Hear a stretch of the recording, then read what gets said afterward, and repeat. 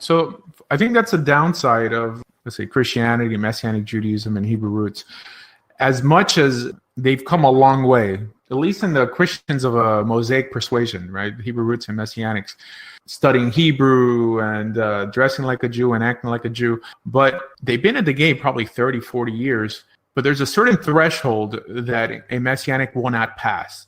There aren't many very impressive Messianics out there who are taking the religious world by storm. It seems like the most knowledgeable Messianic is probably as knowledgeable as the first year yeshiva student, and they just don't pass. I've always thought because every class has to begin and end with their Messiah, so that keeps people from progressing.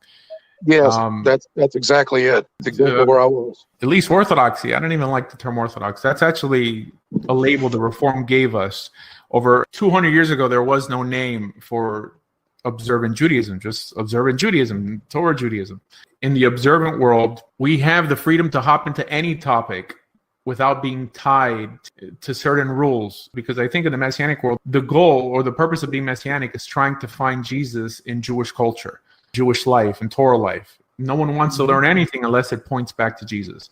To help them out, although I debate a lot of Messianics, I think that as long as you're keeping Torah, that's what makes you my brother. I don't care who you think the Messiah is.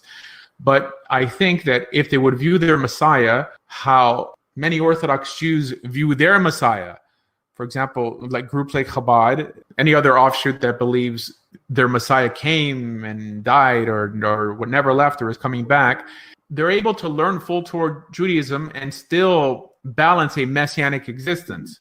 I'm calling Chabad Messianic because that's what they are. That's what a Meshachist is. Meshachist is the Hebrew way of saying Messianic.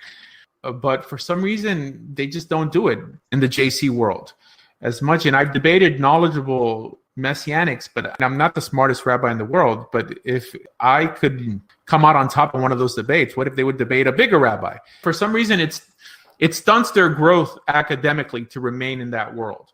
Yeah, and actually, exactly. Thank you, Rabbi. I appreciate it. No problem. No problem.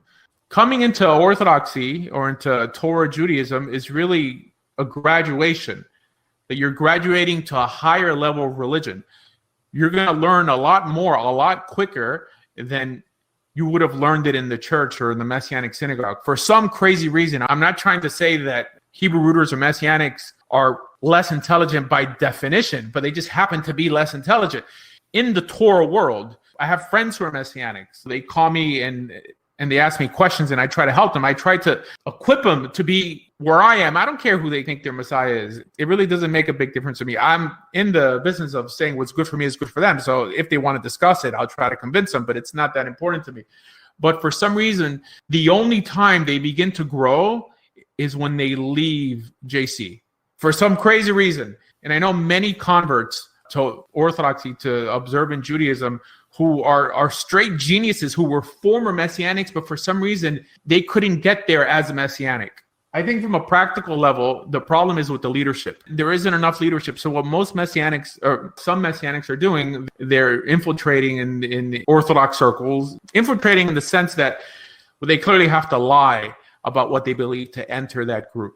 I see what you're saying. Yeah, I've heard about that, and I've listened to you all, to you and several, I don't know, hundreds, lots of times, and that's definitely not where we're at. We've just, we left Christianity completely in the rearview mirror. Oh, that's fine. JC There's as a well. lot of people in this room who are Messianics, and they know that I respect them, and I consider them fully Jewish and Torah observant, and I think that they're as much as in the covenant as I am. I think they're wrong and they're foolish, but I don't get stuck in that rut, in that first stage thinking, to think only because I happen to disagree with you in one area that in some way invalidates your religious existence. Who agrees with someone 100%? Can I say something? Sure. My experience with Messianics is that nobody wants them in any Jewish space. On Facebook, they won't let them in any Jewish Facebook groups. At Jewish events, they don't want them in any Jewish events. I was at a Jewish event, and a Messianic, a Jew for Jesus came. He was very nice. He wasn't there to proselytize. We had an amazing conversation. Really nice guy. And the organizer felt so uncomfortable that he was there. I'm telling you, these people are just people. I feel the same way as you do, Asher. They're not all like proselytizing, all bad, not all of them. And they are just pushed out of Jewish spaces. And I'm sure there's some of them that probably come that maybe don't even want to be Messianic anymore, but they don't get that opportunity because they're not allowed in any Jewish spaces because everybody's worried they're going to proselytize.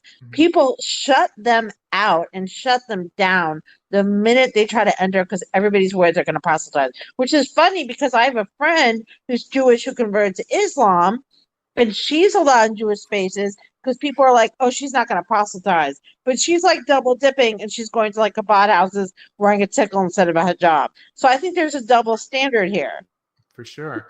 And who proselytizes more than an atheist? That by the simple fact that you have the title atheist, it means that you basically promote the idea that there is no God. Not that you're an agnostic and you don't know, but an atheist is never shut out of Jewish circles.